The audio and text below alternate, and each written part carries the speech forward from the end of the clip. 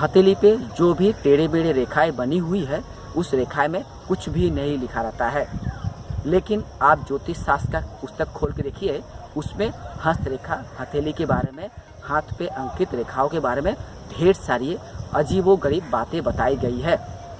और आप भी चाहे तो किसी भी ज्योतिष शास्त्र का पुस्तक खोलकर उसमें दिए गए रेखा और अपनी हाथों के रेखा मिलाकर देखिए, कुछ बातें आप में सटीक होगा। यानी आप खुद चाहे किसी भी ज्योतिष शास्त्र का किताब खोल लीजिए और अपने हथेली को भी उस किताब में दर्शाए गए हथेली के चित्र के साथ मिला लीजिए और उससे संबंधित बातों को आजमा कर देखिए कि वह बातें आप में सटीक बैठता है या नहीं। देखेंगे कि 2-4 बातें आपको सटीक लगेगा जो आपके जीवन में हो रही है या होने वाली है।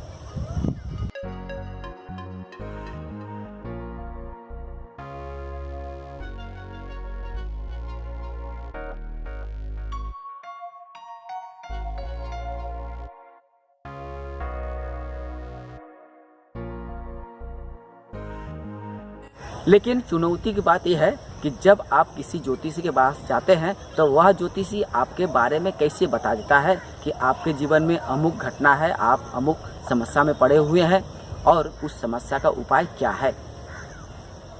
सवाल है कि आप जब किसी ज्योतिषी के पास जाते हैं तो वह ज्योतिषी कैसे बता देता कि आपके जीवन में क्या समस्या है और उस समस्या का समाधान करने का क्या उपाय है।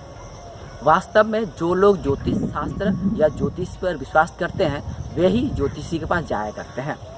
और आप यदि ज्योतिष शास्त्र या ज्योतिष पर विश्वास करते हैं और ज्योतिषी के पास जाते हैं तो खुद ही अपनी समस्या के बारे में बताते हैं।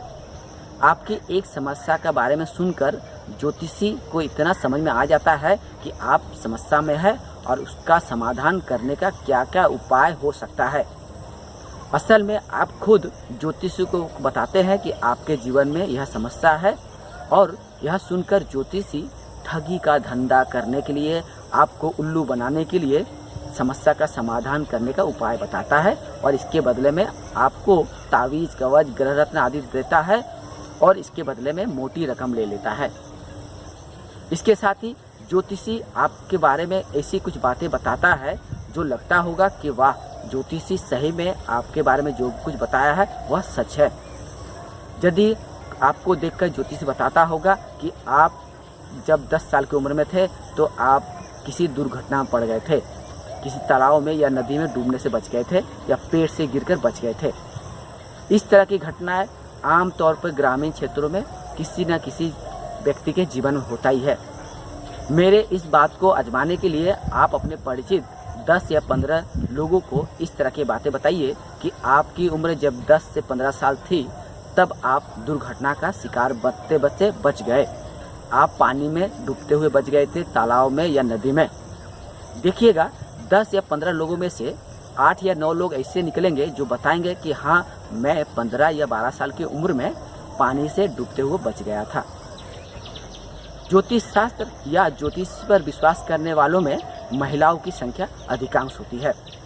पता नहीं क्यों पढ़ लिख कर भी महिलाएं अंधविश्वासी होती है और ज्योतिष जैसे पाखंडियों पर विश्वास करती है। इसीलिए जब आप किसी ज्योतिष के चैम्बर पर जाएंगे, देखिए महिलाओं की भीड़ लगी रहती है और महिलाओं को यह ज्योतिषी आसानी से ठगी का शिकार बना लेते हैं। महिलाओं की कमजोरी के बारे में बताकर ज्योतिषी सबसे पहले उसका मन जीत लेता है और उसे ठगने के लिए हर संभव उपाय प्रयास करने लगता है ज्योतिषी। जब भी मैं किसी लड़की या महिला का हाथ देखा करता हूँ तो मैं यह भविष्यवाणी जरूर करता हूँ कि आप अपनी मर्जी से शादी करना चाहते हैं, लेकिन आपके माता पिता अपनी मर्जी से शादी करना चाहेंगे, यानी आपकी सामाजिक विवाह होगा लेकिन आप लव मैरिज करना चाहती है।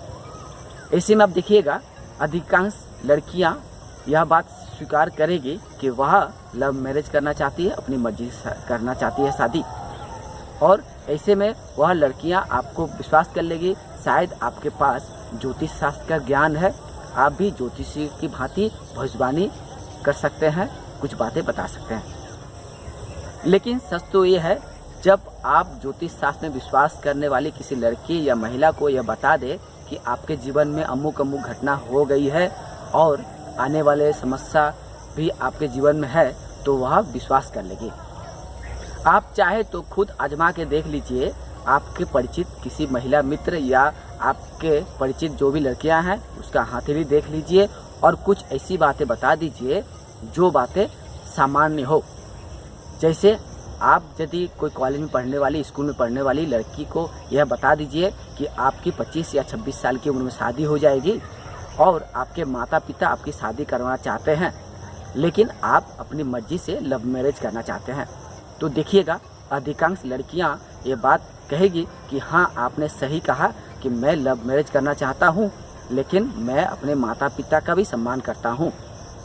बदलते समय के साथ साथ आज लड़कियां भी आगे निकली है, वह भी खुद अपनी पसंद की शादी करना चाहती है।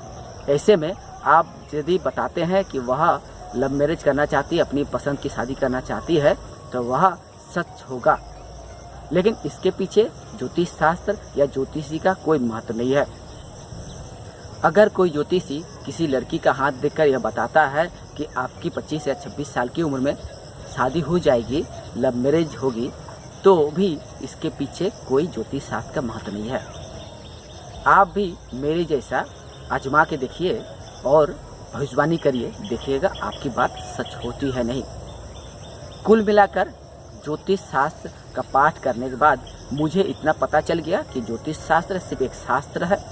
इस शास्त्र के द्वारा किसी का भी जीवन के बारे में कुछ भी बताया नहीं जा सकता है। ज्योतिषी एक ठग होता है और ज्योतिष शास्त्र के नाम पर ठगी का दुकान करने के लिए लोगों को बताता कि मेरे पास ज्योतिष शास्त्र का ज्ञान है और मैं भविष्यवाणी कर सकता हूँ, किसी के जीवन की समस्या का समाधान कर सकता हूँ। लेकिन वास्तव में जो जितना बड़ा ज्योतिषी वो उतना ही बड़ा पाखंडी हुआ करता है और ज्योतिषी ज्योतिष शास्त्र में बिल्कुल विश्वास नहीं करता है।